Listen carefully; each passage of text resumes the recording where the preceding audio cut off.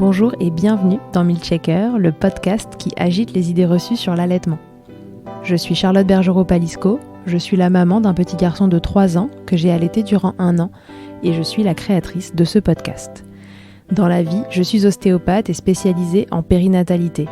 Je m'occupe des femmes en général, de leur désir de grossesse à leur postpartum, des bébés et des enfants.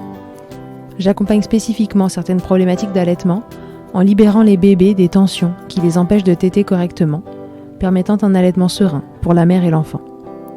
Au fil des consultations, je me suis rendu compte que le principal frein à l'allaitement, c'était le manque d'informations, de partage d'expériences et de vécu dans une société où l'allaitement n'est pas une norme. Je vous propose donc d'interroger avec moi des mères et des pères sur leurs expériences, mais aussi de vous informer auprès de professionnels spécialisés en allaitement. Mon objectif est simple, vous informer, vous donner des clés pour faire des choix en conscience, banaliser l'allaitement sous toutes ses formes, vous le rendre plus accessible, plus facile et alimenter ce fameux village dont on a tant besoin pour élever un enfant. On retrouve aujourd'hui Bérangère qui est revenue milkshaker avec moi. C'est bien simple, cet épisode est la suite de l'épisode 29 où elle nous raconte ses 2 premiers protocoles de lactation induite et le début de son 3e dans le but d'allaiter ses chouchous qu'elle adopte au Maroc. Je ne vous en dis pas plus, Maria est donc arrivée dans leur vie au printemps 2021 et spoiler, elle est allaitée. Ça a été simple et compliqué à la fois. Je suis enchantée de vous proposer d'écouter la suite de cette histoire qui me touche beaucoup. On en profite aussi dans cet épisode pour parler des différences culturelles autour de l'allaitement entre France et Maroc, ce que disent les textes religieux et ce que cela implique. C'est passionnant.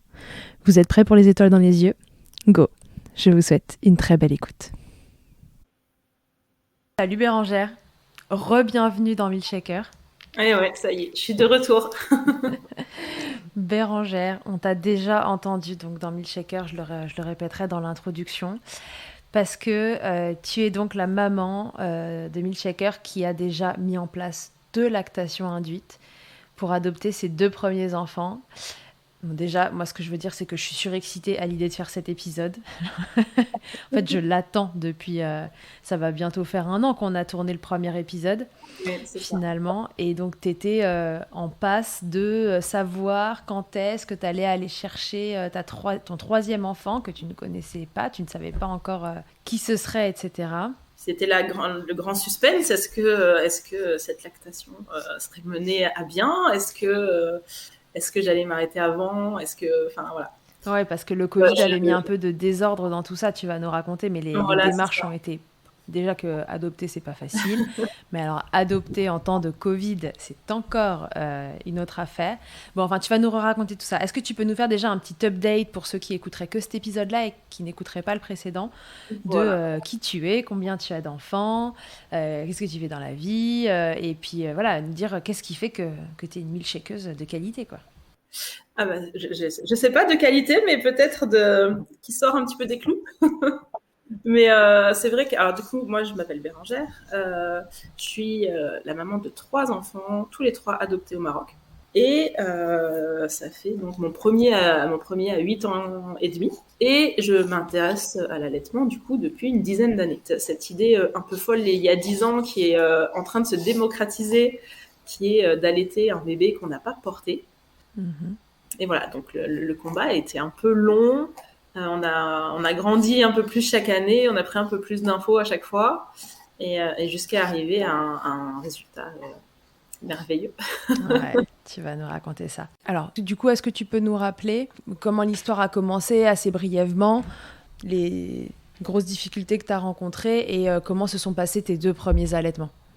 Alors, du coup, moi, je suis tombée entre guillemets un petit peu par hasard. C'est-à-dire que je me suis demandé si c'était possible d'aller faire un bébé adopter, en sachant que, vu qu'on passe par le Maroc, on sait qu'on a la possibilité d'avoir des petits bébés. Effectivement, si on avait adopté à l'international, peut-être que je me serais pas posé la question, parce que les enfants, généralement, plus d'1 an, etc. Donc, voilà. Et c'est vrai que traditionnellement, dans la culture marocaine, c'est déjà quelque chose qui se fait beaucoup, d'allaiter le bébé de quelqu'un d'autre. Enfin, c'est tout à fait dans la famille et tout, il n'y a aucun problème. Les voisines. Et du coup, je me suis dit, mais peut-être que ça ne serait pas si dingue que ça. J'ai réussi à trouver quelques feuillets du docteur Newman sur le site de la Leche League. Et petit à petit, voilà, j'ai pris des infos et je me suis dit que peut-être ça valait le coup au moins d'essayer, même s'il n'y avait pas de résultat, j'aurais tenté, quoi. Et puis ça me permettait aussi de faire quelque chose pour mon futur bébé dont je ne savais rien, dans un moment où on est là à attendre, où finalement notre destin entre les mains de personnes qui vont juger un dossier et nous dire si on est apte ou pas. Donc c'était aussi un moyen de l'attendre en étant active. Et du coup, j'ai lancé ce premier protocole. À l'époque, on était sur Nantes, donc j'ai trouvé une super pédiatre au Lactarium qui m'a confirmé que ça se tentait et que voilà, pourquoi pas. Donc on a lancé ce premier protocole. J'ai assez rapidement eu du lait, donc là c'était complètement dingue d'ailleurs, parce que j'étais pas censée en avoir encore, j'avais pas encore commencé à tirer, et je crois que voilà, enfin tout le monde a été au courant. Voilà, à la minute même. Donc voilà, j'ai fait mon petit protocole tranquille et on est parti rencontrer donc notre premier garçon qui avait 6 mois et demi et 2 dents. Voilà, chose à laquelle je n'avais pas pensé du tout. Bon, je savais que bah, pour moi la première étape c'était déjà d'avoir du lait et c'était déjà assez dingue. Et du coup, la mise au sein on a essayé 2-3 fois, mais c'était catastrophique en fait. Parce qu'il savait pas du tout téter. Enfin, pour lui, un biberon, c'était la seule chose qu'il nourrissait. Il comprenait pas ce qu'on lui demandait, en fait. Et voilà, ce bébé, il a été tiré à l'été très partiellement parce qu'il mangeait énormément, mais il avait en gros un biberon tous les jours ou un biberon tous les 2 jours de mon lait, ce qui était déjà génial pour nous. Ça a duré à peu près 1 mois. En fait, le mois où il est resté à l'orphelinat, nous, tous les jours, on venait le voir et son goûter, c'était son bib de lait maternel, quoi. Donc ça, c'était chouette. Et après, quand il est sorti, bon ben voilà, la réalité de la parentalité qui nous saute dessus. Mais comment peut-on libérer du temps pour tirer son lait? Voilà, ça n'a pas été possible pour moi. Donc voilà, ça c'était la première expérience. Du coup, quand on s'est dit qu'on allait adopter un deuxième enfant, au final, on s'est même pas posé la question. Je me suis même pas posé la question. Est-ce que je tente pas? Enfin, pour moi, ça faisait partie du processus en fait. Donc j'ai lancé un deuxième protocole en me disant que j'allais le faire un petit peu plus long, un peu plus sérieusement, etc. Chose que j'ai fait, ça s'est très bien passé et du coup au bout, je crois, 2 mois de tirage, etc., je tirais quasiment 500 millilitres par jour. Ouais, donc là, on avait augmenté. Voilà, on avait augmenté d'un cran, et pour le coup, donc on ne savait rien avant de rencontrer l'enfant.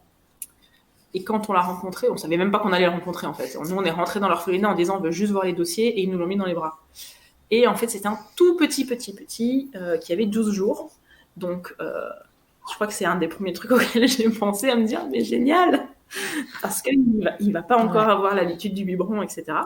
Sauf que on a eu un deuxième, enfin un souci différent. Chaque enfant est différent, et c'est qu'il avait quasiment pas de réflexe de succion parce qu'il était il était en très mauvaise santé, et du coup il était préma, en septicémie, en anémie, enfin. Ouais, la priorité était vraiment à sauver ce bébé. Et il a pris le sein quelques fois, mais c'était plus, c'était plus des tétés câlins où il s'endormait quasiment instantanément. Donc c'était pas nutritif. Après, avec les connaissances que j'ai acquis plus tard, je pense que j'aurais pu réussir à l'allaiter directement au sein. Mais bon, voilà, on fait avec ce qu'on a, avec ce qu'on peut sur le moment. Donc deuxième bébé tir à l'été, mais cette fois tir à l'été en exclusif pendant 3 mois. Donc il avait rien d'autre. Voilà. Du jour où on l'a rencontré, 2 jours après, je crois, on lui a ramené sa glacière avec ses 24 heures de lait dedans jusqu'au lendemain. Donc ouais. Et puis là, 12 jours, du coup, voilà, ils ont des quantités qui sont raisonnables. Surtout que lui, il a petit poids et tout, donc il prenait un bib de 50 millilitres, quoi. Et encore, quand il arrivait à le finir. Donc c'était plutôt cool. Voilà, donc 3 mois et qui ont pris fin au final au retour à la maison, parce que 2 enfants, parce que le quotidien, parce que Oui, et puis le quotidien du tir-allaitement, quoi. Enfin, j'ai dit un épisode, je sais pas s'il va sortir avant ou après celui-ci, mais on fait un épisode expert sur le tir-allaitement. Voilà, c'est le double du temps, Mais quoi. En termes de complètement. timing, le tir-allaitement, c'est quand même très, très engageant. Donc, tir-allaiter, donner à manger, C'est laver, la ça. Non, vaisselle, les puis machins, rien voilà. que, le rythme d'un nouveau-né, c'est quand même assez soutenu. Et là, au final, c'est un peu comme si tu avais 2 nouveau-nés parce que tu dois tirer toutes les 3 heures et que lui a faim toutes les 3 heures, mais c'est pas le même moment, forcément. Donc voilà. Et en plus, moi, j'avais mon premier qui a très mal vécu l'arrivée du petit frère. Et donc, voilà, s'il fallait en plus que toutes les 3 heures, je sorte le tire-lait et que je lui dise, bah, mon chéri, là, ton frère dort, mais je ne m'occuperai pas de toi tout de suite. Voilà, il avait à peine 3 ans. C'était un peu compliqué, quoi. Donc voilà, ça a été une bonne Ok. expérience avec un bon résultat. Et du coup, quand 4 ans plus tard, on s'est relancé dans les démarches, bah, encore une fois, il n'y avait pas de questions à se poser. Juste là, je me suis dit, écoute, Ah, salut, Jujoute. Elle est en face de moi, si elle est tellement belle. sauf que là, je me suis dit, écoute, j'ai toutes les infos qu'il faut. Donc, bah, je ne sais pas quel sera ce bébé, mais il va pas avoir le choix, en fait. Celui-là Voilà, mangera celui-là au n'aura sein. rien d'autre, C'est ça? et voilà. Non, non, mais après, Oui, quand on a enregistré l'épisode, tu étais finalement en voie d'adoption. Tu étais en train de faire des allers-retours. Avec le Covid, ça arrangeait pas le problème et tout. Et on s'était un peu quitté là-dessus en se disant, voilà, quel sera ce troisième allaitement? Enfin, quel âge va avoir ce bébé? Quelles problématiques tu vas éventuellement rencontrer? Et donc, du coup, est-ce que ça va être possible? Pas possible, mais voilà. c'était, voilà, tu avais envie de connaître l'allaitement un peu dans son entièreté avec Voilà, la puis mise au la sein. question, voilà, la pandémie a rajouté un gros souci, qui est qu'un protocole complet prend entre 6 et 9 mois, et que moi, donc avant de pouvoir partir une première fois, ça faisait déjà 14 mois. On est parti une première fois en septembre, ça s'est pas bien passé, bref, on est resté bloqué, et au final, on n'a pas rencontré d'enfant. Et du coup, quand je suis rentrée en France, j'ai dit, c'est bon, j'arrête tout. J'arrête tout parce que enfin, c'est lourd pour la santé, c'est lourd pour le moral. Bien sûr. C'est bon, j'arrête. Et j'ai arrêté au final pendant 27 jours avant de me dire c'est pas possible, je peux pas avoir fait tout ça pour rien. Et en plus, on sait qu'on peut avoir un appel à n'importe quel moment. Je vais pas avoir fait tout ça et le jour où on m'appelle, me dire bah non, bah j'ai arrêté il y a 2 jours quoi, parce qu'on pouvait nous appeler à n'importe quel moment. Donc j'ai repris. Et on a eu, et voilà, moi, enfin, j'ai repris 1 mois, 2 mois, et au bout du 3e mois, que ce soit moi ou mon mari, on a commencé à se dire, voilà, on va pas continuer indéfiniment. Il y a quand même un traitement, il y a quand même les tirages de nuit, enfin, on sait pas, on peut être appelé dans un an. Donc, voilà. Ouais. Et je m'étais dit, bah voilà, moi je vais jusqu'en avril. Et après, il faut que je me rende à l'évidence. J'avais quand même 20 litres de lait au congèle. On n'était pas non plus sur du j'ai fait tout ça pour rien. Voilà, j'aurais pas non plus pris ça pour un échec, mais à un moment donné, il faut, voilà, faut faire avec ce qu'on nous donne. Et voilà. Et au final, le 20 mars, on a la directrice d'un orphelinat qui nous demande un papier supplémentaire. Donc, le 20 mars 2021, on a ce message nous disant est-ce que vous pouvez me fournir tel papier? Ok, donc on le fournit bien sûr dans la foulée, je crois que dans les 10 minutes, c'était déjà parti par mail. Et en fait, elle nous a renvoyé un message, et il était super tard en plus. Enfin, il devait être 21h, donc elle était même plus dans les locaux, en nous disant bah, j'ai une petite fille à vous proposer. Elle s'appelle Maria, bah, je vous envoie une photo. Et alors, du coup, enfin, on s'y attendait pas du tout. Mais vraiment, voilà. Ah ouais. Et au final, on est parti, enfin, voilà, on lui a dit voilà, on prend une semaine, le temps de s'organiser un minimum avec l'école des enfants, avec le travail, etc. Et on l'a rencontré le 29 mars, donc 9 jours après, on était avec Ouais. elle. Et là, c'était, enfin, quand on a vu la photo, en fait, voilà, moi, je m'étais mis comment dire, une limite entre guillemets de 3 mois, en me disant voilà, je sais qu'un enfant qui aura plus que 3 mois, ça risque d'être un peu compliqué pour la mise au sein. Donc moins de 3 mois, ça serait bien. Et elle avait 2 mois et demi. Ok. Go. Et le premier truc, ça m'a fait rire, c'est que ça a été la réaction de mon mari aussi quand on a vu la première photo où elle souriait. Où enfin, en fait, moi, il m'a envoyé les photos, il m'a pas prévenu. C'est lui qui a reçu les photos. Et il me les a envoyés direct, sans message, sans rien. Et on était dans 2 pièces différentes de la maison, et il me crie « Elle a pas de dents !» Voilà. Donc c'était assez chouette. Et c'est comme ça que du coup, les quelques jours qui ont suivi, moi j'ai repris la stimulation à fond en me disant maintenant c'est entre mes mains, quoi. C'est entre mes mains, on a la date, on a l'âge, enfin, faut y aller, quoi. Ah bah ouais, là, c'était tout de Ouais, suite voilà. maintenant. Donc vous êtes parti la voir Voilà, juste on est après. parti le 29 et donc la rencontre s'est très très bien passée. Et donc ils nous l'ont présenté. Bien sûr, je l'ai pris dans mes bras et ça, je l'avais partagé d'ailleurs sur Insta. C'est qu'en fait, tout de suite, elle a cherché à téter. À travers les vêtements. Ouais, je me souviens bien. Ah bah oui, bah elle Après, voilà, participe, c'est c'était une normal. grosse journée, donc j'avais pas tiré depuis un moment. Je pense qu'elle a senti aussi le lait. Mais sur le coup, je me suis dit, mais non, mais enfin, bon.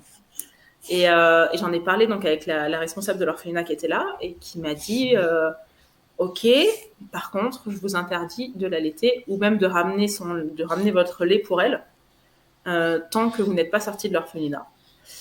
Sur le coup, ça m'a un peu chagrinée. Et bah, après, voilà, en réfléchissant, c'est des personnes qui connaissent pas mon hygiène de vie, qui savent pas, enfin voilà, et qui ont besoin Bien aussi sûr. de savoir exactement combien l'enfant boit, quand. Chose que je comprends. Donc je me suis dit, ok, il y a aucun souci. Moi, ça m'embête, mais d'un côté, ça va être aussi moins compliqué pour elle. Voilà, si on vient passer 2 heures avec elle, qu'elle peut téter et qu'après il faut qu'elle attende son biberon, ça va peut-être être un peu compliqué. Donc j'étais partie dans cette optique-là d'attendre donc qu'elle sorte de l'orphelinat sans avoir de date. Ça aurait pu prendre une semaine, un mois. Ouais, voilà, parce que rappelle-nous, est-ce qu'il y a une sorte de Alors il y protocole a de temps où tu restes dans l'orphelinat de toute façon? Alors en Comment ça fait, fonctionne? au Maroc, contrairement en France, on fait un agrément qui est général, c'est-à-dire qu'on voit des enquêteurs, assistantes sociales, etc., qui vont venir nous dire, ok, vous êtes apte à adopter un enfant. On a l'agrément, on a le sésame. Et ensuite, on va être apparenté à un enfant, quel que soit le pays ou la démarche qu'on va faire. Au Maroc, c'est l'inverse. Au Maroc, on va rencontrer un enfant, on va faire la demande, Mhm. voilà, je veux adopter cet enfant. C'est-à-dire qu'on commence par rencontrer D'accord, l'enfant et ensuite on va faire toutes les enquêtes. Donc d'une ville à l'autre, d'un juge à l'autre, d'une administration à l'autre, ça peut passer de 3 semaines à 6 mois, quoi. Moi j'ai des parents là dans d'autres villes qui ont mis plus de 6 mois à pouvoir rentrer chez eux avec leur bébé. Donc c'est vrai que c'est toujours le gros stress.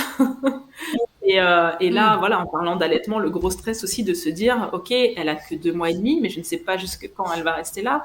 Je ne sais pas si dans un mois elle aura toujours envie de téter. Je ne sais pas. Voilà, chaque bib en plus peut nous éloigner au final.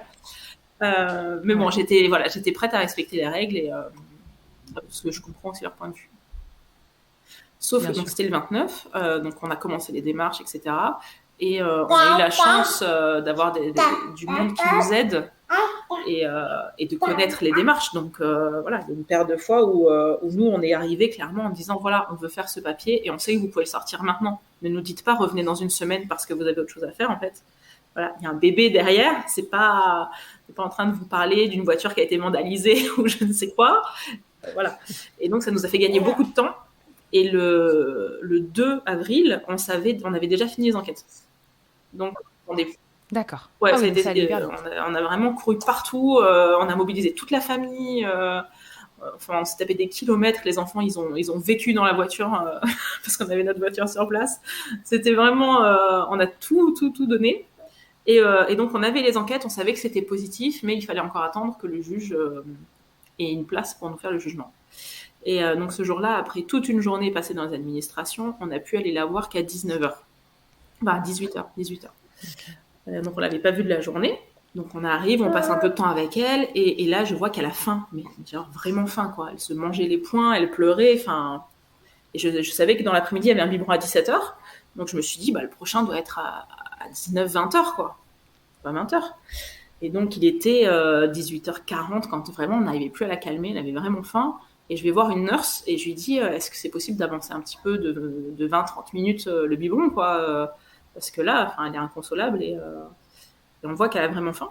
Et elle me répond, ah non, mais le prochain biberon pour les petits, c'est 21h. Ah oui, donc encore plus tard que ce que tu Donc, pensais. ok, elle n'a pas mangé depuis 17h. Il faut qu'elle attende 21h. Là, c'est pas possible. Et en plus, on était censé repartir.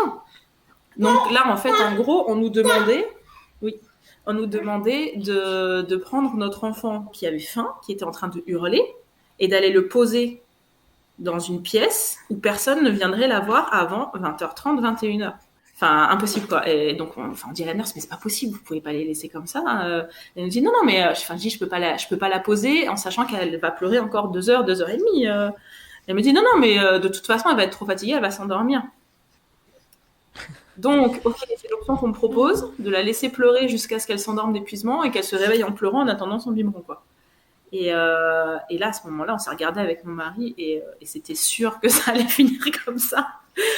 En fait, le fait est qu'à cette heure-là, donc vers 19h, les nurses, donc elles étaient que 2, les 2 nurses donnaient à manger au plus grand, donc qui était à table. Et donc, nous, pour cause de Covid, on pouvait rencontrer nos enfants qu'à l'extérieur. Il y avait une petite terrasse, donc on n'avait pas le droit de rentrer dans les locaux, sauf pour le récupérer et le déposer. Et donc, mon mari est parti dans l'orphelinat en disant aux nurses, je vais vous aider. Donc comme ça, il a aidé un peu à donner les repas. Et il a surtout détourné leur attention pour que moi, je m'éclipse de la terrasse et que j'aille rejoindre mes 2 grands qui étaient dans la voiture en train de jouer. Et que je me planque derrière mes vitres teintées pour cette première tétée totalement sauvage et interdite. Encore une fois, Ouais. voilà, en me disant, je sais pas comment ça va se passer. Oui, mais autant essayer, j'avais déjà quoi. testé, elle avait déjà tété mon doigt et tout, donc je me suis dit, voilà, c'est un peu une serial têteuse. D'ailleurs, elle avait des cloques en fait tout en haut de la lèvre parce qu'elle se tétait la lèvre. Donc je me suis dit ça va le faire, mais en me disant au moins juste pour le contact. Et même si elle boit pas vraiment, voilà, ça va la calmer, ça va la rassurer. Et au final, mais elle a tété comme si elle avait toujours tété, quoi. C'était complètement dingue. Mais vraiment. D'ailleurs, j'ai Donc genre tu lui proposes le sein, boum, oui, elle se ça. clipse. Bon après, boum, voilà, la position n'était pas idéale, elle avait pas les lèvres bien retroussées et tout, mais elle tétait, elle a mais là on s'en fout. et en 4 minutes, elle s'est endormie, quoi. Elle a tété, elle s'est endormie. Et quand je l'ai reposée après, elle dormait et la nurse me dit vous voyez, c'est calmé. Ouais. Ok. Et voilà. Et donc c'était notre première tétée. Et d'ailleurs, j'ai regardé la vidéo il y a pas longtemps où on entend donc mon plus petit qui dit, enfin mon grand qui dit mais tu fais quoi, maman? Et, et le plus petit, elle donne à boire à son tété. C'est pour ça qu'elle est cachée dans la voiture. Parce qu'ils avaient entendu qu'on n'avait pas le droit. Ouais, que c'était Donc pas voilà, possible. mais clairement, j'aurais pas pu la poser, mais c'est vrai que la contrepartie entre guillemets, c'est que à partir de ce jour-là, ça a été encore plus dur de la laisser en fait, parce que voilà, tous les soirs, fallait la laisser. Après, ça n'a pas duré longtemps parce qu'au final, on a vraiment été vite. Donc ça a duré une petite semaine parce même pas, on l'a récupéré le 7 avril. Ah ouais, non mais là vous avez fait ça. Ah oui, on a express. tout le monde, enfin personne n'y croyait, hein. Mais oui, on parle de ça. Mais c'est vrai que c'était encore plus dur de la poser, quoi. J'imagine. Comment tu faisais du coup tous les jours? Du coup, finalement tu lui donnais à manger au sein ou Je lui ai redonné après jusqu'à ce qu'elle sorte. Je lui ai redonné, je crois, 2 fois parce que d'un côté, je savais que ça serait. Je me suis dit si c'est dur pour moi de la poser, ça va être d'autant plus dur pour elle de pas avoir ce contact tout le reste de la journée, en fait. Donc voilà, pour elle, moi j'aurais bien fait tous les jours, mais bon voilà. Mais j'ai gardé quand même quelques petites fois, enfin tous les 2-3 jours, en me disant, je sais pas, peut-être qu'elle est en train de perdre cette capacité. Donc au moins, si elle tète une fois de temps en temps, voilà, ça fait une petite piqûre de rappel. c'était pour se rassurer en quelque sorte, se dire qu'elle y arrive. Bon, voilà, allez, c'est ça. encore, C'est bon, elle accepte encore, c'est cool. Et au final, ce qui est ouf, mais sur le moment, je m'en suis pas rendu compte, c'est que le jour où elle est sortie, on ne savait pas qu'elle allait sortir. Encore une fois. Le matin même, au tribunal, on nous dit vous allez devoir attendre encore 2 semaines. Donc grosse déprime. Et au final, on appelle la directrice, on lui dit voilà, ça se passe bien et tout, mais le juge apparemment a pas de place pour nous prendre en jugement. Nous, on avait tout fini, mais voilà, donc il nous dit encore 2 semaines et tout. Et donc la directrice me dit mais vous êtes pas loin de l'orphelinat, on louait un appartement juste à côté. Oui, on n'est pas loin. Vous n'êtes pas dans un hôtel, vous êtes dans un vrai appart. Vous avez tout le confort d'un appart et tout. Oui. Oui, bah vous venez à 15h, vous la récupérez. Ah, tu peux l'emmener là. Alors, cet enfant n'est pas vraiment adopté, Là, mais on peut l'emmener. Il fait être midi, hein. Donc genre dans 3h, vous la récupérez. Ok. Elle me dit en fait, je fais un papier comme quoi on fait une adaptation, etc. Mais en fait, eux, c'est-à-dire que la petite était encore sous leur responsabilité, mais en faisant entre guillemets une adaptation, sauf qu'elle n'est jamais retournée à l'orphelinat. Mais parce qu'en fait, c'était un orphelinat pour 15 bébés et ils étaient 34. Donc voilà, notamment la nuit, 2 nurses pour 34 bébés. Et sur les 34, il devait y en avoir une dizaine qui avaient plus de 18 mois, quoi. Tous les autres avaient moins de 18 mois. Donc voilà, nous, on connaît la réalité d'un bébé. Donc 18 à 2, enfin, c'est pas possible. C'est pas possible. Donc voilà, ça l'a arrangé. Et le jour où il est sorti, donc on arrive à l'orphelinat à 15h. La responsable me dit « Ah, mais moi, la directrice m'a pas appelé, j'en sais rien. » Non, c'est pas possible, on fait pas ça. D'accord. Donc au final, on a bien la directrice qui appelle et qui explique la situation, etc. Elle me dit « Bah ok, ben voilà, c'est ça. Non, vous la reposez pas, vous partez avec. » Ok. Et au final, donc on finit par partir. Et au moment où je monte dans la voiture, donc on l'a ramenée en voiture, elle se met à hurler. Ce qui est plutôt normal pour un bébé qui a jamais été en voiture avec le moteur, avec sortie de l'orphelinat, etc. Et donc forcément, je la mets au sein parce que au Maroc, c'est pas la norme les sièges auto. Ah oui, d'accord. Oui, là, il n'y a pas de tété cosy. Bah, Hein, non, il n'y a pas de tété cosy. Et de toute façon, on n'avait même pas le cosy parce qu'on n'était pas au courant qu'on allait repartir avec elle. Donc moi, sur le coup, je dis à mon mari, moi, je suis très sécurité. J'ai ramené d'ailleurs mon cosy pour que ça soit un cosy sécure et tout, pas en acheter un là-bas. Et sur le coup, je dis à mon mari, non mais retourne à l'appart et va chercher le cosy. Et il me regarde et il me dit, écoute, on est à 900 mètres de l'orphelinat, ça va peut-être aller. En sachant que voilà, là-bas, y a pas, c'est assez rare. Et donc, je l'ai mis au sein. Et elle a tété. Il était donc 15h et elle a tété jusqu'à 20h. Hop, hop, hop. Voilà, la première tétée, en fait, elle ne voulait plus du tout lâcher. Je me suis dit, ok, ça va être chaud cette histoire. Et du coup, bah après, moi, j'étais super contente et les grands frères étaient super fiers. Il y avait ma belle-mère qui était là, qui était en pleine admiration et en mode ne bouge pas, laisse-la accrocher, ne bouge pas. Donc c'était chouette. Attends, rappelle-moi ta belle-mère, est-ce que c'est elle qui faisait la soupe magique ? C'est elle qui faisait la soupe magique, c'est elle qui nous a gardé les enfants pour qu'ils traînent pas trop dans les tribunaux, etc. Et le rapport à l'allaitement au Maroc est vraiment différent de la France, quoi. Donc voilà. Ouais, donc c'était la fête pour tout le monde en fait. C'est ça. Et puis donc voilà, donc c'était vraiment génial. Donc t'as repris de cette soupe magique cette fois-là pour cet allaitement-là. Ouais. Ah, rappelle-nous, c'est une soupe que ta belle-mère fait, traditionnelle. Une soupe traditionnelle qu'on fait aux femmes qui viennent d'accoucher, aux femmes allaitantes, etc. Et qui est plein de bonnes choses, que ça soit de l'orge, du fenugrec, du fenouil, enfin vraiment tout ce qu'on... T'as la recette ? J'ai la recette, elle est sur mon Insta d'ailleurs. Ouais. C'est vrai ? Ah, bah je la mettrai, je pourrais la mettre sur Milkshaker. Et vraiment, ça marche hyper bien. Et du coup, cette première soirée s'est très très bien passée, sauf que bien sûr, à 20h, 20h30, 21h, moi j'étais en choc, forcément. En sachant que la veille, je tirais uniquement 230 millilitres quand même par jour. Donc, ce qui était quand même pas assez pour couvrir les besoins d'un bébé. Donc, moi, j'avais fait quelques stocks. J'avais fait un peu de stock dans le congèle de la location où on était. Et du coup, le soir même, comme elle avait l'habitude d'avoir un bib à 21h et de dormir, on lui a fait un bib à 21h. En se disant, voilà, on va y aller tranquille quand même. On va pas l'affamer tout de suite. Donc voilà, papa lui a donné son premier bib de lait maternel. Et elle a fait une nuit complète. Donc ça, c'était cool. Elle est parfaite, cette enfant. Totalement. Ça a changé depuis. Mais non, mais voilà, parce qu'elle avait encore le rythme de l'orphelinat au final. Et voilà, c'était une enfant parfaite parce que voilà, elle ne pleure pas, elle ne réclame pas. Et au final, tu te dis, un bébé de 3 mois qui réclame pas, Voilà, Ouais, c'est pas c'est qu'il y a un logique. truc qui va pas trop.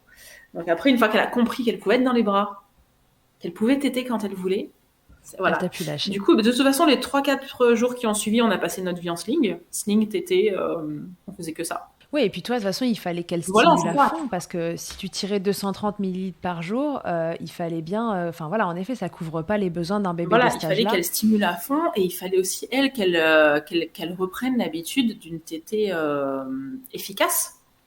Parce qu'elle acceptait de Ouais. téter et elle avait du lait, etc. Mais forcément, pas comme un bébé qui est allaité depuis toujours.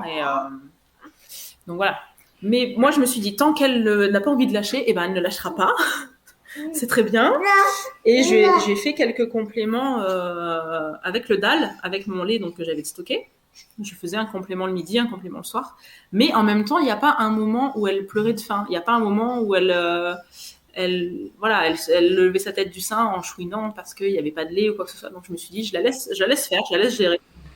Bah, faut dire que si elle était habituée à s'endormir de C'est ça. faim à 18h30 alors qu'elle mangeait à 21h, elle avait quand même l'habitude, la Voilà, pauvre chouette. et ce qui m'a fait beaucoup douter, c'est que je me suis dit, mais là, on n'est pas sur un enfant lambda, on n'est pas sur un enfant qui va pleurer quand il a faim, on est sur un enfant pour qui la faim, c'est la norme. Ouais, donc ça c'est hyper déstabilisant quand on veut mettre en Parce que place un dans allaitement. l'allaitement, on dit beaucoup, fais confiance à ton bébé, voilà, un bébé se laisse pas mourir de faim, s'il dort, il dort, enfin, voilà, si t'as plus de lait, il te le fera comprendre. Et là, au final, il a fallu effacer tout ça. Et en même temps, ne pas être trop dans le calcul parce que c'était une situation complètement inédite. Je ne peux pas me référer à, à quoi que ce soit. Donc voilà, on a fait un peu à notre sauce, c'est-à-dire qu'elle a gardé un bib le soir pendant 4 jours. Donc un bib de mon lait pendant 4 jours le soir. Et en fait, au bout de 3 jours, D'accord. elle me virait les sondes du dalle pour le midi. Je me D'accord. suis dit, écoute, elle pleure pas. Peut-être que ça lui convient. Et moi, j'ai pas du tout essayé de tirer parce que vu qu'elle était au sein toute la journée, voilà. J'ai essayé de tirer Ouais. 2 fois et il y avait rien. Je me suis dit, ça va me déprimer plus qu'autre chose. Je vais me dire que j'ai pas de lait et tout alors que c'est pas vrai. Arrête tes bêtises. Donc j'ai arrêté. J'en ai laissé faire comme ça. Et au bout de 4-5 jours, elle s'endormait sans son biberon. Et au final, au bout de 6 jours, elle était allaitée exclusivement, sans aucun complément. Au bout de 6 jours à la Ouais. sortie de l'orphelinat? Mais Et c'est dingue. voilà. Alors après, au niveau du poids, je pense qu'elle a perdu un petit peu de poids. Et le problème, c'est qu'on peut pas Ouais. se référer au poids de l'orphelinat parce qu'il est pesé en pyjama avec couche. Donc voilà, la pédiatre qu'on a vue là-bas m'a dit ne prenez pas ça en compte. Mais au vu des courbes, etc., je pense que voilà, elle a dû perdre un petit peu de poids. Mais je me suis, voilà, elle était active, elle mouillait ses couches, elle était en train de se marrer tout le temps. C'était pas un enfant qui était dans la douleur, c'était pas un enfant qui était déshydraté. Donc je me suis dit laisse faire les choses, voilà. Et au final, T'as quand même fait je lui ai fait confiance. confiance, T'as on s'est fait réussi. confiance. Et quand on est rentré en France, donc le 10 juin, donc 2 mois Ouais. plus tard. Ouais, donc longtemps Oui, parce après, que vous êtes resté longtemps. le Maroc a fermé ses frontières. Voilà. Ah oui, on est tombé dans la période où ça Le fermait. Maroc a Ok. fermé ses frontières, du coup le consulat nous disait on peut pas faire de visa à votre enfant parce qu'il nous faut un billet de retour si vous voulez un visa. Et ce même consulat nous disait on peut pas vous mettre sur la liste des rapatriements puisque votre fille n'est pas française, elle n'a pas de visa. Ah oui, c'est le Voilà, serpent qui se génial. mord la queue. On a eu encore plein d'autres rebondissements parce que mon mari, lui, est rentré avec les enfants. On devait rentrer tous ensemble. On a enfin eu le visa le 2 juin. On devait rentrer en bateau parce qu'on avait la voiture. Et arrivé devant le bateau, Ouais. donc après 3 heures de route, tout le monde chargé, les enfants très heureux de ramener leur petite sœur, le douanier nous dit il y a un problème, en fait, le visa de la petite n'est pas à la bonne date. Le bateau était, non, le bateau Oh était là là. le 22 mai, et arrivé en France le 24, et son visa commençait le 25. Voilà, on Oh a là tout là là fait là pour là là là. négocier. J'ai dit, mais écoutez, s'il faut qu'on reste 6 heures à la douane du port pour attendre minuit et qu'on débarque sur en France réellement qu'à partir de minuit 1 le 25, c'est pas un problème, mais ils n'ont rien voulu savoir. Donc attends, du coup là, la famille Voilà. se sépare Donc, en deux. Il y en a qui rentrent en France en bateau et toi tu ça. restes Voilà, la seule avec famille elle. se sépare. En 20 minutes, on a dû prendre la décision. J'ai récupéré les affaires que je pouvais dans la voiture parce qu'on avait fait les valises pour arriver jusqu'à la maison, du coup. On n'avait pas fait une valise pour moi et la Bien sûr. petite, une valise pour les autres. Les garçons, première séparation avec moi, donc gros drame. Mon grand surtout, qui était en stress total et me disait on va jamais pouvoir ramener notre petite sœur. Donc, il avait Oh, les bien compris que le chouchous. problème c'était ses papiers à elle et il s'est dit je pourrais jamais l'avoir chez moi quoi. C'est super dur et là l'allaitement m'a encore sauvé la vie parce que du coup on a dû appeler la famille, alors quelqu'un que je ne connaissais absolument pas qui habitait sur cette ville pour me loger pour la nuit avant de reprendre le train le lendemain jusqu'à Casablanca, 3 heures de train. Et je me suis retrouvée avec ma fille et 4 couches. Ok, c'est le strict Voilà, minimum. 4 couches de pyjama et un moyen de portage parce que j'en ai toujours un sur moi. Mais sur le coup, je me suis dit, moi qui suis en plus pas super à l'aise quand je connais pas les gens, si j'avais dû m'imposer dans une famille et en plus me dire, ah voilà, est-ce que vous avez telle eau pour faire le bib Ah, faut que j'aille à la pharmacie chercher ça. Ah, 3 heures du mat, bonjour, il y a quelqu'un pour m'allumer le gaz. Ça aurait été super compliqué. Et au final, vu qu'elle était que au sein, ça s'est super bien passé. Elle pas déstabilisée pour un sou, parce que du coup, voilà, son repère, c'était vraiment moi, c'était vraiment le sein, et ça lui a posé aucun problème. Et donc, on a fini Ah, par elle en a vu rentrer d'autres. le 10 juin, et donc jusqu'au 10 juin, pendant 2 mois, elle était exclusivement. C'est-à-dire que je n'ai jamais sorti une boîte de lait. J'ai jamais. Enfin, on a acheté une boîte de lait en fait, parce que mon mari était un peu en stress, voyant que voilà, on l'a fait peser 2 fois chez le pédiatre, elle n'avait pas pris un gramme. Donc voilà. Et au final, j'ai résisté. J'ai résisté. On a fini par partir en laissant la boîte pour quelqu'un qui en avait plus besoin que nous. Et donc, quand on est Ouais. rentré en France, elle avait fait 2 mois d'allaitement exclusif, en sachant qu'elle était en allaitement exclusif à partir de 6 jours après la sortie de l'orphelinat. Ouais. Et que je n'avais aucun stock en fait, parce que j'avais passé mon stock que j'avais fait dans la location, donc pour les 6 premiers jours. Et après, j'avais plus rien d'avance. Donc, j'aurais même pas pu. Voilà, c'était soit ça, soit du lait artificiel. C'est pour ça aussi qu'on avait une boîte. On s'est dit, voilà, on va pas non plus forcer les choses. Bah, bien sûr, quand Un même, au soir cas où où. à la fin, on va pas lui dire, eh ben, ma chérie, tant pis. Mais au final, on n'en a jamais eu besoin. Tu ronfles un peu là. Oui, vous Voilà, entendez elle a Maria le qui nez un ronfle. peu pris. Elle est en train de Tranquille. téter d'ailleurs. Et du coup, elle joue avec. Et du coup, quand on est rentré, moi, j'avais mes 20 litres au congèle. Donc, je me suis dit, voilà, là, je vais pouvoir booster un petit peu sa prise de poids parce qu'elle avait toujours pas pris de poids. Après, Ouais. voilà, il y a pas que l'allaitement qui est en cause. Il y a aussi le fait qu'elle soit passée d'un univers où elle était tout le temps posée au sol ou dans son lit. Enfin, même pas au sol, dans un coussin, donc elle pouvait même pas se retourner ni quoi que ce soit. Il y a un coussin de grossesse là, Mm. à un environnement où elle passait de bras en bras, où elle a découvert les rires, les cris, le mouvement, le vent, le soleil. Enfin, donc Ouais, ouais. forcément, ça lui a mangé beaucoup d'énergie. Et puis voilà, changer d'alimentation. Pour un bébé, c'est jamais anodin, donc c'était quand même un gros changement pour elle. Et du coup, on est rentré en France et j'ai commencé par lui donner, enfin, on a tenté de donner un biberon, 2 biberons, mais déjà, ça se passait beaucoup les tétés. Donc, je l'ai pas Mm. senti trop bien. Et j'étais totalement mal à l'aise, en fait. Limite, c'est mon mari qui lui donnait. Moi, j'étais presque en pleurs, en fait. À dire, mais non, on va pas tout foirer maintenant, quand même. Enfin, ça fait 2 mois qu'elle est au sein. Et non, c'est pas possible. Ah, donc toi, ça t'angoissait Ouais, de lui ça donner des m'angoissait biberons, là. complètement. Le dalle, toujours pas. Donc, voilà. Et elle avait quand même 5 mois. Oui, oui, du coup, elle a 5 Voilà, mois, ouais. à ce moment-là, elle a 5 mois et je me dis, est-ce que moi, à la base, je voulais faire la DME avec elle, donc la diversification par Ouais. l'enfant. Est-ce que je mets en jeu mon allaitement pour qu'elle puisse avoir un complément de lait au biberon et que du coup, elle commence la DME plus tard? Ou est-ce que je, entre guillemets, mets en jeu la DME en commençant directement à la cuillère avec mon lait qui serait un peu épaissi? Mais du coup, voilà, pas sûr que je puisse lui donner des morceaux tout de suite. Le choix, il a été vite fait, forcément. Et du coup, quand elle a eu 5 mois et Ouais. demi, j'ai commencé à lui donner. Enfin, donc, elle était en allaitement exclusif.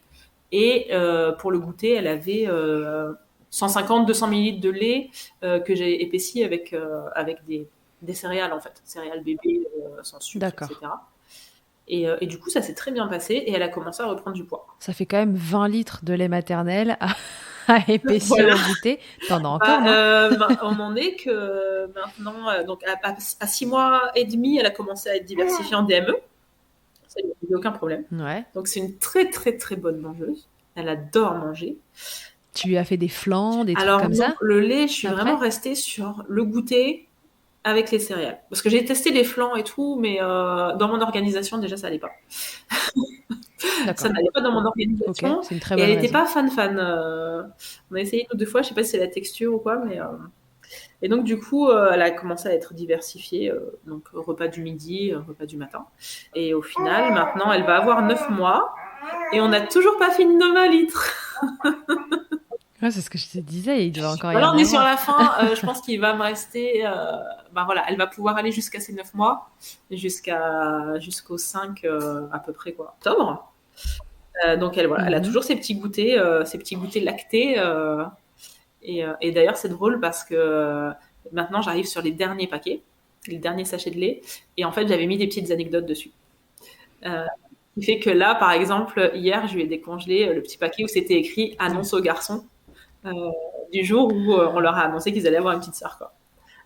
Donc, c'est assez chouette. Génial. Et voilà. Et maintenant qu'elle voilà, elle a repris une courbe correcte, tout va bien. Donc, je sais que quand j'arriverai à la fin de mon stock, et ben, elle passera sur des goûters autres, mais elle aura toujours pas besoin de compléments en lait. Et d'ailleurs, j'ai rangé le biberon pour le prochain il y a 2 jours.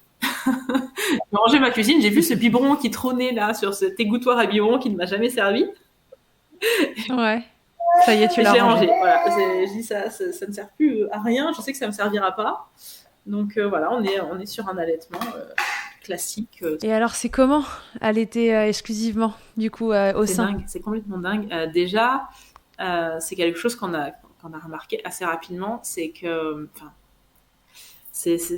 les personnes qui connaissent un peu l'allaitement vont pas être surpris, mais les blessures cicatrisent beaucoup plus vite. La blessure de l'abandon, Mhm. la blessure de la vie en collectivité quand on est tout petit. Enfin, mon mari m'a fait la remarque au bout, je crois, de 10 jours, même pas 10 jours, où il l'a regardé dormir au sein. Il m'a dit, mais en fait, c'est toute sa vie, quoi. Elle se souvient même plus du reste. C'est voilà. Donc, donc c'est vrai que ça c'est assez dingue. Et puis voilà, on voit vraiment que ça comble. Voilà, c'est pas juste un besoin nutritionnel, quoi. C'est Ouais. des bébés qui en ont encore plus besoin, je pense, que d'autres qui n'ont pas eu de blessures. Et du coup, voilà, c'est dingue le rapport qu'il y a. Et puis en plus, moi, du coup, dans mon protocole, j'ai continué. Parce qu'en fait, donc, on prend de la dompéridone, qui est une molécule qui va faire monter la prolactine. Sauf que il y a un moment donné où on va l'arrêter quand même. Oui, à un Voilà. moment ou à un autre. Je rappelle que la donepéridone, c'est un anti-vomitif à la Voilà, base. donc c'est vraiment, nous on s'en sert pour son effet secondaire, mais le but n'est Ouais. pas de le garder indéfiniment. Et donc on est rentré et en juin, et moi j'ai commencé à diminuer 3 semaines, un mois après, le temps d'arriver, etc. On avait un bon rythme, et du coup j'ai commencé à diminuer chaque semaine. Enfin, au début chaque semaine je diminuais. À chaque fois j'avais une baisse de lactation. Où du coup, en plus, Ouais, on a eu des coups de chaud à la même période. Donc voilà, parce que tout c'est à fait. des marathons tétés, impossible de prendre une douche. Et du coup, petit à petit, ça s'est calmé. Et j'ai fini par arrêter complètement mi-août, je crois. Donc, Mhm. encore aujourd'hui, je réalise pas. Il y a des fois, je regarde ma fille, où je l'allaite comme n'importe qui. Il n'y a plus rien, là. Il n'y a rien qui Et soutient voilà, derrière, il n'y a rien qui booste la c'est ça. lactation. Ça y est, ton corps, il a pris le relais Voilà, en entier. on n'est plus du tout sur une vue, parce que j'ai eu ce genre de remarques, que ce soit pour mon premier, mon deuxième, même ma troisième, voilà, c'est pas normal, c'est pas naturel, oui, mais si tu passes par un protocole, c'est que tu devrais pas allaiter, c'est que c'est pas, voilà, et au final, voilà, on se rend compte que c'est vraiment juste une aide pour lancer le truc, mais c'est elle qui Mm. fait le travail derrière, quoi. Ouais, c'est elle qui fait le Donc job. voilà. Ouais, Donc ouais. maintenant, voilà, on profite à fond sans se prendre la tête de prise de poids, de est-ce qu'elle a faim, est-ce qu'elle a pas faim, est-ce que donc voilà. C'est juste simple et c'est dingue à quel point c'est simple. Parce qu'en plus, on oublie tout. Enfin, c'est un protocole qui est pas facile, honnêtement, hein. Que ça soit Ouais. sur les nerfs, enfin, il y a des mots comme voilà la prise de poids, les brûlures d'estomac, les sautes d'humeur. On passe par tout ça. Ouais, on en parlait dans le premier épisode. C'est les symptômes de grossesse, certains aléas autour de la grossesse, mais sans la Mais le grossesse. truc, c'est qu'en plus, tu te dis, je ne sais même pas s'il y aura un résultat au bout. Ouais, sans savoir où est-ce que tu vas, quel enfant tu rencontres, est-ce que Sur ça les va premiers mois, tu sais marcher. pas s'il y aura un résultat. Après, bon, avec du stock au congèle, tu te dis que c'est déjà ça. Mais tu sais pas si tu pourras, si tu auras cette récompense, entre guillemets, de pouvoir vivre ça. Et, et puis au final, ça se fait tellement simplement que tu oublies, quoi, en fait. Voilà, je suis prête à Hmm. repartir pour 18 mois de protocole pour le quatrième, Ouais, mais alors sans aucun problème, quoi. il va y en avoir un quatrième. Alors, normalement, il va y en avoir un quatrième. En sachant que donc maintenant, on a franchi cette étape de la mise au sein, on a franchi cette étape de, de ne plus avoir aucun traitement et d'être sur un allaitement normal, j'ai envie de dire, classique. Ouais. Et la prochaine étape complètement dingue serait le co-allaitement d'ici 1 an et demi, quoi. Un an et demi. Ouais, c'est de continuer cet allaitement-là, de pas Ouais, avoir à refaire ce ouais, protocole. La lactation est en route c'est et ça. go, on attend le C'est ça. bébé Alors suivant. on a hésité à partir là cet été. Et, Ouais. et non, non parce qu'on est des humains en fait. Ouais, j'allais dire, vous êtes quand même d'une Voilà, motivation on de est des dingue. humains. On va déjà survivre à nos 3 enfants avant de, avant de se lancer. Et non, puis en fait, je pense que chaque enfant a le droit d'avoir son temps à lui. Après, bon voilà, quand il y a j'ai médité, etc., on s'en sort et on aime tout autant nos enfants, ça c'est pas la question. Mais je pense que c'est des enfants voilà qui ont tellement été dans le collectif que voilà lui accorder 2 ans et demi au lieu d'1 an et demi, c'est pas plus mal quoi. Voilà, qu'elle reste Tu trouves ça le bébé juste. de la maison et que chacun ait son temps. Puis pour l'autre bébé aussi, de pas avoir à partager et de pouvoir aussi être à 100% le centre de l'attention. Donc voilà. Donc on espère que ça dure encore quelques années. Ils en pensent quoi, les deux grands? Alors les deux grands, ouais. Alors mon grand, il a 8 ans et mon moyen du coup a 5 ans. En sachant que en fait mon D'accord. grand, pour lui, il m'a vu faire le deuxième protocole aussi, donc il avait 3 ans à cette époque-là. Et pour lui, c'est tout à fait normal. Enfin, c'est la base. Je comprends pas. Ok. Pourquoi, voilà, pourquoi Normal vous en faites tout life. un sketch tu veux un bébé, tu vas à l'orphelinat déjà. Pour lui, c'est sa norme aussi. Oui. Et t'as un bébé, tu l'allaites, bien sûr, que tu l'aies porté, pas porté. Enfin, voilà. Donc lui, puis en plus, il est un petit peu à l'âge, il rentre, je crois, déjà dans la préadolescence, donc il s'en fiche un petit peu. Il est très très heureux de voir sa sœur. Quand il la voit téter, il me dit mais elle est tellement mignonne quand elle tète. Donc pour lui, c'est normal. Et mon second, lui, qui a été mon copilote pendant ces mois de préparation parce que il voue une passion pour les tirelets, pour l'allaitement, c'est Ah oui. vraiment un truc pour lui. Enfin, c'est un fan de Baby Boom à 5 ans, enfin voilà. Ah ouais, ouais, pour lui tout ça c'est magique. Et c'est lui qui était super fier, qui me disait regarde maman t'as tiré, il regardait dans le frigo, t'as tiré ça aujourd'hui? Oui, oh, c'est trop bien maman, c'est trop bien. Ah ouais, c'était ton coach. Ah ouais, c'était mon coach et il était à fond dedans. Il a voulu goûter une fois aussi, mais ça s'est arrêté à une fois. Il m'a dit je crois que c'est vraiment pour les bébés, hein. Et du coup, lui était très très fier, était très très fier. Et bof, au final, maintenant, c'est la norme aussi, quoi. C'est normal. Et ça, je crois que c'est encore plus dingue, c'est que pour eux, ça soit normal, quoi. Je veux Eh dire, ouais. ils parlent avec leurs copains ou avec la maîtresse. Ah bah oui, parce que ma petite sœur, elle a tété. Ma petite sœur, elle a tété. Ah bon? Parce que les gens ne pensent pas, enfin, quand ils savent que c'est une adoption. Donc voilà, pour eux, c'est tout à fait normal. Et T'as semé des graines là, mais tu sais, au tout départ, quoi. voilà, on a la chance d'avoir cette double culture où au Maroc, c'est normal. Au Maroc, un allaitement complet, entre guillemets, minimum, c'est 2 ans. Donc, Ouais. forcément,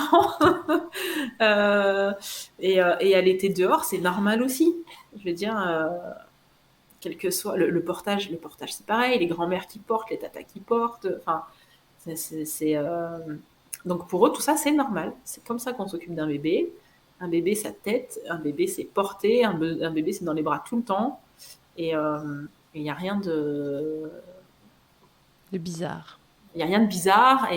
Et si tant est qu'un jour, ils me disent, ouais, mais quand même, là, on peut pas jouer tranquille, je leur rappelle qu'eux ont vécu la même chose, quoi, même s'ils n'ont pas forcément tété.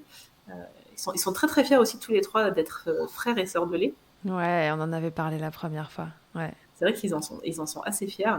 Et c'est super chouette. Et voilà, je trouve là, on est en train d'écrire une belle page qui n'avait pas forcément commencé sous les meilleurs auspices. Ouais, c'était compliqué. Hein. Ouais. Ouais, ça a été mon protocole le plus compliqué, le plus éprouvant et le plus long aussi. Ouais. Et c'est vrai que j'étais déprimée avant de savoir comment ça allait se passer, parce que je me suis dit, j'ai fait tout ça, au final, je tire 200, 230.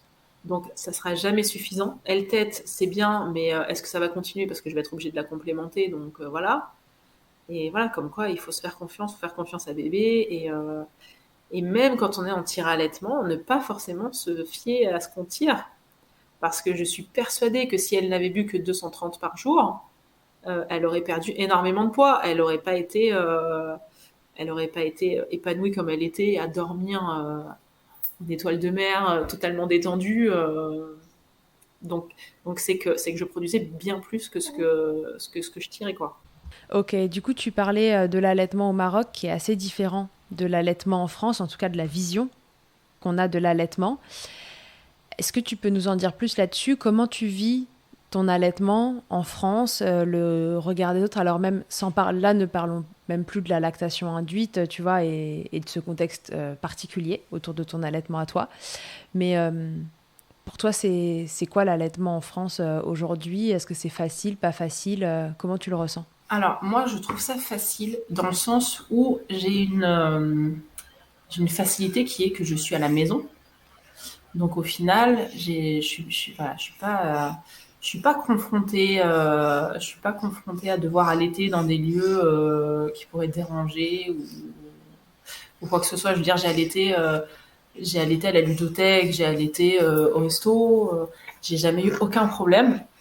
Après, en sachant que je pense que allaiter en extérieur ne pose de problème à personne du moment qu'on est entre guillemets caché.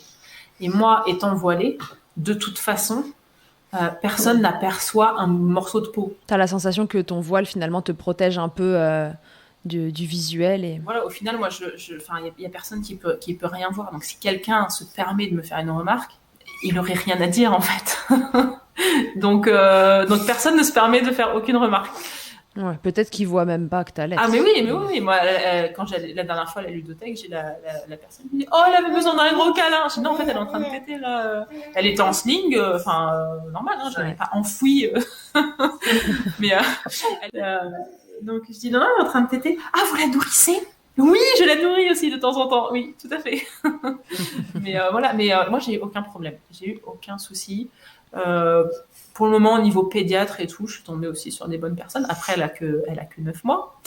Ouais. On verra un peu plus tard comment ça se passe. Mais c'est vrai que le Maroc, c'est un autre monde parce que ici, on fait tout un scandale d'une femme qui va allaiter son enfant en parlant de pudeur, d'exhibition, etc. Alors que pas du tout, clairement. Et tu vas dans un pays qui est quand même un royaume musulman où la pudeur a un autre sens en fait, parce que la plupart des femmes sont voilées, ou si elles sont pas voilées, au moins c'est très rare de voir ne serait-ce qu'une femme en manche courte, par exemple, ou en jupe ou quoi que ce soit. Et pour autant, c'est tout à fait normal, mais alors tout à fait normal de voir une femme sortir son sein, allaiter son bébé. Je veux dire, moi j'ai fait le choix personnel d'être discrète. Mais au Maroc, il y a autant de femmes qui font le choix d'être discrètes que de femmes qui disent mais en fait ça vous plaît pas, vous tournez la tête. Et c'est tout à fait normal. Enfin, moi je l'ai vu que ça soit dans les administrations, dans la rue. Ça ne choque personne et c'est en fait c'est tout à fait une autre mentalité. Parce que bien sûr il y a généralement des hommes, hein, on va pas se le mentir, des hommes qui sont mal à l'aise. mais ils ne s'autoriseraient jamais à dire quoi que ce soit ou à avoir un regard insistant. Ils savent que si eux-mêmes sont mal à l'aise, eh ben, ils détournent le regard et c'est ce qu'ils ont à faire de toute façon. Ouais. Et point barre. Et il y a aussi je trouve une grosse sororité en fait, qui est que voilà, autant une femme qui est à l'aise va allaiter dans un couloir du tribunal. Et si quelqu'un se permet de la regarder de travers, c'est elle qui va regarder de travers et la personne qui va se sentir fautif parce qu'il sait très bien que je nourris mon enfant, ça te plaît pas, ok, mais va-t'en en fait. Ouais, c'est complètement banalisé. Et autant, voilà, j'ai vu par exemple une jeune mère, comme je crois 95-98% des jeunes mères, que ce soit en France ou ailleurs, les premiers temps, quand tu allaites à l'extérieur, t'es pas forcément à l'aise, t'as pas forcément envie qu'on te regarde, voilà. Et j'ai trouvé ça trop mignon parce qu'elle s'est assise. Il n'y avait pas trop d'autres endroits, donc elle était au milieu du tribunal, parce qu'on a fait beaucoup de tribunaux. Oui.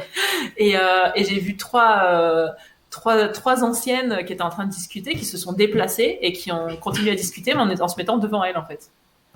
Donc, sans échanger un mot, sans... Non, juste pour qu'elle soit confort. Juste pour qu'elle soit confort. Et je pense que ça demande d'efforts. Ça ne demande pas d'efforts surhumains de ces petites attentions et être autant bienveillante que ça soit envers une femme qui est tout à fait à l'aise et qui allaite naturellement de façon ouverte et sans aucun souci, que d'être bienveillant aussi avec une mère qui serait un peu moins à l'aise et sans pour autant lui balancer oh non mais tu sais c'est ton droit, fais ce que tu veux. Oui mais ouais mais peut-être qu'elle a pas envie juste. Voilà, peut-être qu'il me faut du temps, peut-être que et donc c'est vrai que c'est une autre vision des choses et c'est pareil sur la durée de l'allaitement.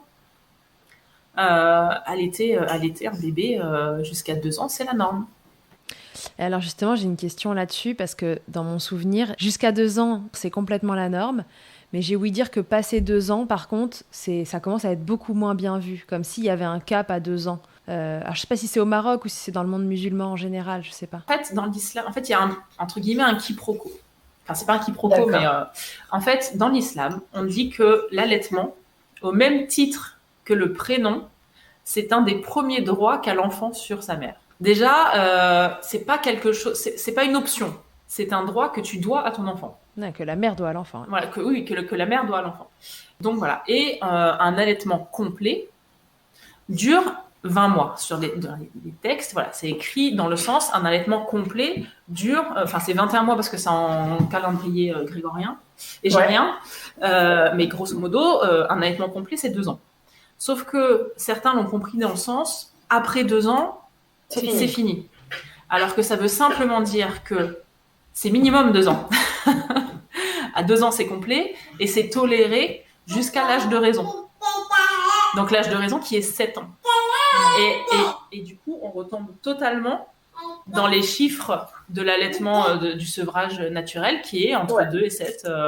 D'accord, ok. Oui, donc après, c'est une interprétation que font les gens d'un texte, c'est ça ? Disons quand ton enfant a 2 ans, tu peux faire le choix d'arrêter et tu lui auras donné son dû. Oui, en revanche, avant ça, c'est un peu pas une option, quoi, finalement. Voilà. Après, maintenant, ça, c'est vraiment le côté religieux. Mais après, il y a la culture et tout. Et de plus en plus, il y a l'occidentalisation qui dit que ton bébé sera plus gros s'il boit des biberons, c'est mieux. Et voilà, mais après, voilà, c'est pas rigide non plus. Et bien sûr que si ta santé est mise en péril, tu dois pas continuer l'allaitement, etc. Mais c'est voilà pour la ligne directrice, et c'est pour ça qu'un bébé de 2 ans, 3 ans qui est allaité, ça pose pas de problème. Après, il y a beaucoup de croyances dans le sens, comme en France, et dans le sens, voilà, si tu veux tomber enceinte, forcément, il faut que tu arrêtes d'allaiter. Alors, quelque chose là-bas qui est impossible, c'est t'es enceinte, tu arrêtes d'allaiter.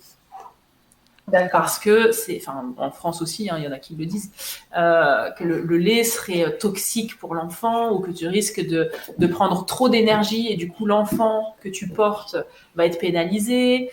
Voilà. Oui, on n'est pas non plus exempt d'idées reçues au Maroc, dans le monde musulman. Non, du tout. Normal, après tout. Les médecins, on n'en parle plus, on n'en parle même pas. Moi, j'ai l'exemple de ma belle-sœur qui a eu des jumeaux ils ont maintenant 18 mois, et qui s'est vu gratifié lors de sa première écho où ils ont dit que c'était des jumeaux. Vous pouvez aller acheter une boîte de lait tout de suite parce qu'ils sont deux, vous ne pourrez pas les allaiter. Ouais, voilà, donc les idées reçues, c'est partout. En revanche, voilà, ce qui est écrit dans les textes de l'islam fait qu'il y a une banalisation peut-être plus facile de l'allaitement maternel dans ce monde-là. Ça reste voilà, ce qui est meilleur pour l'enfant, etc.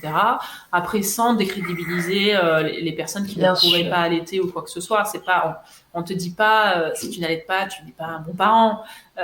On te dit, voilà, ce qui est bon pour l'enfant, c'est ça. Et au final, c'est l'OMS, quoi. Ouais, c'est ça. Non, accrochons-nous uniquement au côté positif. Donc voilà, mais c'est vrai qu'au Maroc, c'est beaucoup plus simple et que ça soit même au sein de la famille, voilà, on sait que tu as un bébé, on sait que tu vas allaiter, on va te proposer, est-ce que tu veux que je fasse sortir les hommes, ou voilà, on va pas toi te dire, bah tiens, regarde, il y a une pièce là-bas, tu vois le placard, si tu veux l'allaiter, tu vas là-bas. Donc c'est un autre état d'esprit, quoi. C'est pareil, donner le sein à quelqu'un d'autre, prendre un bébé qui n'est pas son bébé. Bon, là, d'ailleurs, j'avais allaité la fille de ma belle-sœur. Ouais. Quand on est parti en septembre, parce que j'étais en train de perdre entre guillemets ma lactation, et que voilà. Donc comme elle avait repris le boulot, donc la petite, elle avait 7 mois, je crois, un truc comme ça. Ouais. Et sa fille n'arrivait pas à s'endormir sans le sein. Donc parfait, je suis là. C'est tout à fait normal que ma belle-mère me dise, écoute, t'arrives pas à dormir, mets-le au sein. J'ai peut-être demandé à sa mère, peut-être d'abord. Pourquoi ? Ouais. Et du coup, j'ai envoyé un message à ma belle-sœur parce que moi, personnellement, j'arrivais pas à donner le sein à sa fille sans lui avoir posé la question, quoi. Et elle a eu la même réponse que sa mère. En fait, elle me dit, oui, limite, pourquoi tu me demandes, en fait ? Pourquoi tu me déranges dans ma journée ? Ok. Et du coup, c'était marrant parce que quand on lui a présenté Maria, du coup, là, au mois d'avril, c'est un des premiers trucs qu'elle a fait, en fait. Ma belle-sœur était en fin d'allaitement. Ses enfants avaient 14 mois. Elle allaitait toujours, mais en fait, elle a découvert qu'elle était enceinte. Donc, dans son esprit, c'était trop, trop imprégné. Elle avait trop peur de mal faire les choses. Donc, elle a décidé d'arrêter d'allaiter pour sa grossesse. Et du coup, quand elle a vu Maria, je crois que 2 heures après, je me suis retournée et elle l'avait au sein, en fait.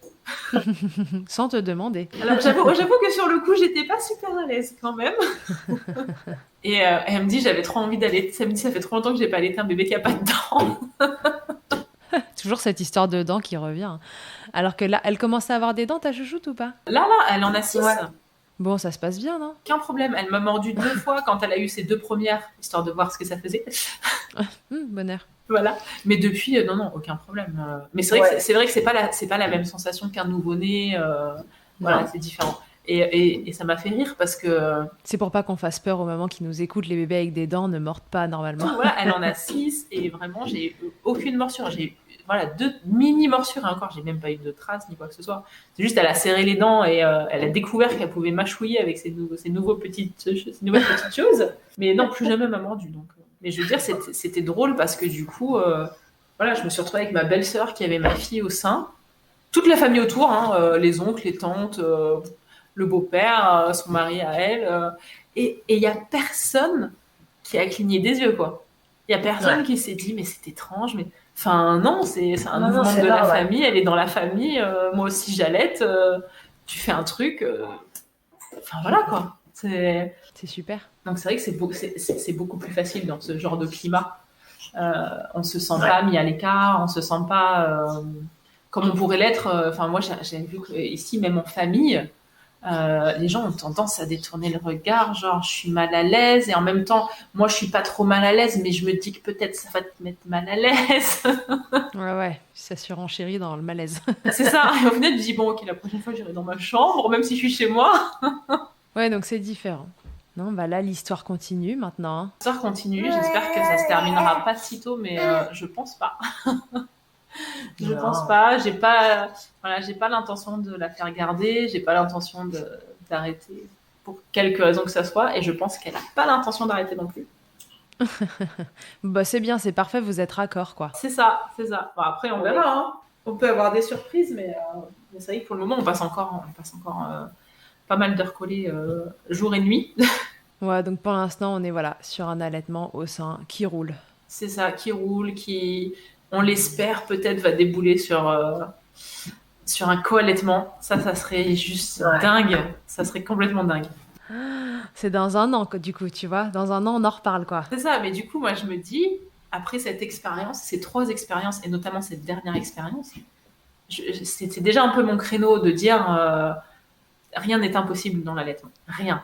Mais alors là... Là, t'es remonté comme un coucou, là. Ah, mais c'est ça, en sachant que mon plus grand fils me dit, maman, ça serait trop bien si c'était des jumeaux ou des triplés. Hop, hop, hop. Passer de 3 à 5. Voilà, pourquoi pas. Mais j'avoue que si j'arrive à avoir ce moment de co-allaitement, ça serait dingue. C'est ça le next step. Ouais. Là, on arrive sur du level quand même. Ouais. Ok, bah écoute, j'ai hâte que tu me racontes. Hein. Je crois que je serai encore là dans un an pour milchecker et savoir comment se passe l'expérience d'après.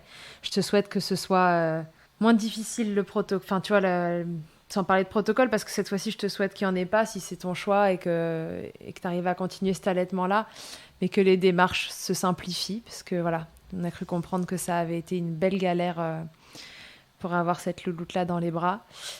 En tout cas, elle est magnifique. Moi, j'ai eu la chance de la voir en vidéo et vous n'aurez malheureusement pas cette chance-là, mais elle est magnifique. C'est incroyable d'ailleurs de la voir devant les yeux en enregistrant ça, parce qu'il y a un an, on ne savait même pas qui elle ou il serait. Et toi, tu savais pas ce qui allait t'arriver non plus? Ouais. Bah ouais. Bah elle était même pas là encore. Hein. Elle était même pas encore arrivée pour savoir. Si le podcast est sorti en janvier, elle est née le 5. Donc, je sais pas quand elle... Eh ben on va regarder la date, mais il est probable qu'elle soit née quasiment en même temps que le podcast est sorti. Et d'ailleurs, ça, j'en ai pas parlé, parce que voilà, ça me revient maintenant. Donc j'avais arrêté mon protocole là, entre septembre et etc. J'avais arrêté. Et j'ai décidé de reprendre le tirage. Je devais attendre un lundi. Enfin, je m'étais dit, j'attends lundi que les enfants, après les vacances, que les enfants reprennent l'école, etc.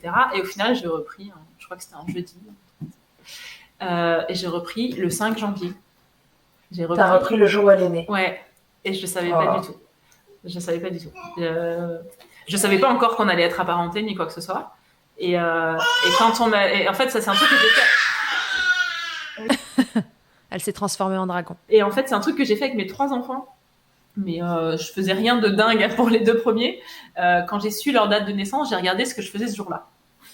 Et voilà, maintenant, voilà, de par les photos, Insta et tout, on peut facilement retrouver. Et je me suis rendu compte que donc c'est le jour où j'ai décidé de recommencer à tirer. Je me suis dit, allez, ne baisse pas les bras. Et pourquoi aujourd'hui, pas demain, alors que j'étais censée attendre lundi, je ne sais pas.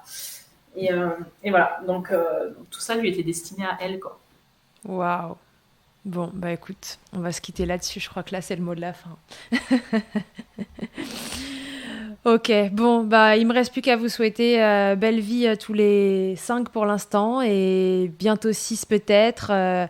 Plein de tétés, plein de tout ce qu'on veut, bien lacter et tout ça, plein de continuer de normaliser l'allaitement maternel. Je te souhaite que le next step soit, comment on dit, atteint. Et surtout, je nous souhaite de reparler dans un an de tout ça et qu'il y ait encore autre chose qui se soit passé.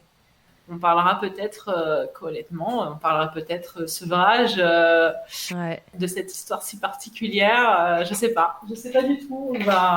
On va faire ce qu'on fait depuis le début. On va laisser couler, on va se faire confiance et on va voir où on... Je crois que tu fais ça pas mal du tout. Merci beaucoup encore, Bérengère, de partager avec nous ton histoire, tes histoires. C'est un plaisir pour la 2e fois. Je ressors de cette interview exactement dans le même état que la première fois. J'ai les yeux à moitié mouillés et j'ai la chair de poule. Je pense que ce sera partagé par les auditeurs et les auditrices. Donc, merci beaucoup de partager ton histoire. Elle est magnifique. Et plein de bonheur à vous tous. Merci beaucoup. Merci de porter la voix de l'allaitement, de tous les allaitements et de contribuer un petit peu à ce que les choses bougent, quoi. Merci, je continue, je lâche rien. Je vous dis à tous et à toutes à très bientôt dans Milkshaker. Salut Bérengère. Que ce soit votre première écoute ou que Milkshaker vous accompagne régulièrement, merci beaucoup d'avoir écouté cet épisode. Si vous aimez ce podcast et que vous souhaitez le soutenir, c'est très simple. Notez-le, abonnez-vous, mettez un commentaire avec 5 étoiles de préférence en fonction de votre plateforme d'écoute et surtout partagez-le sur les réseaux sociaux @milkshakerpodcast pour le faire connaître. Pour suivre l'actualité du podcast, ça se passe sur le compte Instagram du même nom ou sur mon site internet charlotte-bergerot.fr où vous trouverez tous les épisodes. Vous pourrez désormais y faire un don si vous souhaitez soutenir Milkshaker. On se quitte encore et toujours avec Emma et son titre Blinded qu'elle a écrit et composé en collaboration avec Nemen.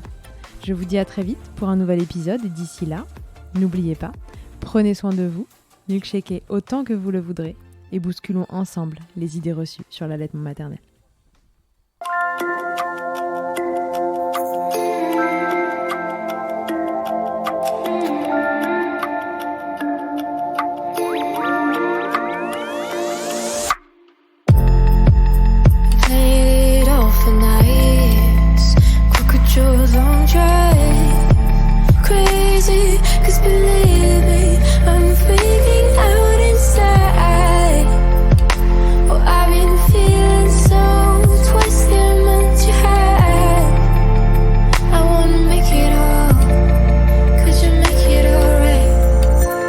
I've been living inside me.